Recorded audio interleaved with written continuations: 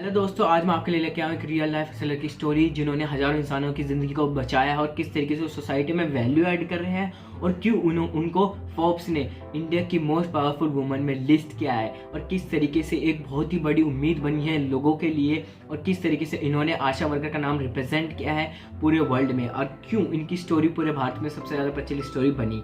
ये जानने के लिए आपको वीडियो पूरा एंड तक देखना होगा। मैं हूँ तुषार और इस शो के जरिए बताता हूँ मैं बहुत ही amazing stories all around the world की जो सोसाइटी में कुछ वैल्यू ऐड कर रहे हैं और लोगों को इंस्पायर कर रहे हैं।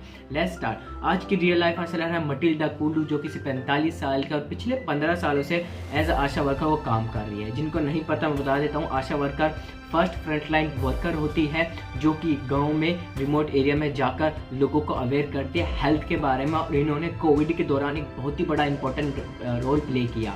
आशा वर्कर पहली फ्रंटलाइन वर्कर होती है जो गवर्नमेंट की स्कीम को लोगों तक पहुंचाती है और लोगों को अवेयर करती है हेल्थ के बारे में। ऐसी आशा वर्कर की स्टोरी आज मैं आपको बताऊंगा। आज हमारे देश में 10 लाख से भी ज़्यादा आशा वर्कर है जो ये काम कर रही है और जो इतना बड़ा अभियान था वैक्सीनेशन का भारत में, वो इन्हीं की वजह से पॉसिबल हो पाया। क्योंकि हमारे गांव में ऐसे बहुत से पिछड़े गांव हैं जहाँ पे ये अभियान चलाना बहुत ही मुश्किल था और लोगों को अवेयर करना कोविड के बारे में बहुत ही मुश्किल था। उसमें आशा वर्कर ने बहुत ही बड़ा रोल प्ले किया। इन्होंने लोगों को अवेयर किया कोविड के बारे में, सबकी टेस्टिंग की और वैक्सीनेशन पॉसिबल करवाया। जैसे कि आप सब जानते हैं हमारे देश में इनकी जो कंडीशन है वो बहुत ही बुरी है। 10 लाख से भी ज़्यादा आशा वर्कर है जो कि 2021 में 6 लाख से भी ज़्यादा आशा वर्कर स्ट्राइक पे आ गई थी क्योंकि उनको इतनी अच्छी फैसिलिटीज़ नहीं दी गई और इतने अच्छे वेजेस नहीं दिए गए। आशा वर्कर की जो कंडीशन है हमारे देश में बहुत ही बेकार है क्योंकि वो बिना ही अपने किसी ग्रेड के लोगों की सेवा करती है और उनकी जो मंथली सैलरी होती है वो 4,500 जो कि 150 रुपये प्रतिदिन से भी कम है, जहाँ जिससे वो अपना गुजारा चलाती है। इतनी सारी मुश्किलों के बावजूद इनको इतना कम वेजेस मिला और कोविड के दौरान ना ही उनको इतनी फैसिलिटीज़ मिली। 100 से भी ज़्यादा आशा वर्कर मारी गई कोविड के दौरान, लेकिन उसके बावजूद भी इन्होंने अपना काम जारी किया और सोसाइटी में लोगों तक मैसेज स्प्रेड किए कोविड के बारे में और वैक्सीनेशन को कर पाए। जैसे कि आप सब जानते हैं इनकी जो फैसिलिटीज़ है ना कि उतनी है, जब वो कोविड के दौरान लोगों की टेस्टिंग कर रही थी तो उनके पास खाने के लिए भी पैसा नहीं था, उतना पैसा नहीं था कि अपने घर चला सके। उसके बावजूद भी इन्होंने ये सब करके दिखाया।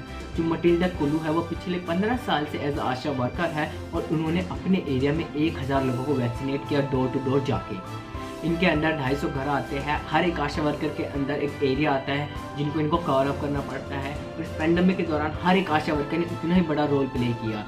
इतनी ज़्यादा जो बीमारी फैली, जो इतनी डेंजरस थी कोरोना वायरस, उसके बावजूद भी बहुत सारी आशा वर्कर इफेक्टेड हुई। उसके बावजूद रिकवर करके इन्होंने गांव तक वैक्सीनेट किया, लोगों का टेस्ट किया, लोगों को अवेयर किया। आशा वर्कर वुमेन्स को अवेयर करते हैं उनके हेल्थ के बारे में, प्रेगनेंसी के बारे में, हाइजीन के बारे में, ताकि उन तक इन्फॉर्मेशन पहुँचे। और यही आशा वर्कर सुपरस्टिशन थॉट को ब्रेक डाउन करिए सोसाइटी में। जो भी हमारी सोसाइटी में सुपरस्टिशन थॉट है, जो भी जितने भी मिस इन्फॉर्मेशन फैलती है सोसाइटी में, इन्होंने ब्रेक डाउन किया है। उसके साथ साथ इनको बहुत ज़्यादा प्रॉब्लम ही फेस करनी पड़ी, जैसे कास्टिज्म, सेक्सिज्म।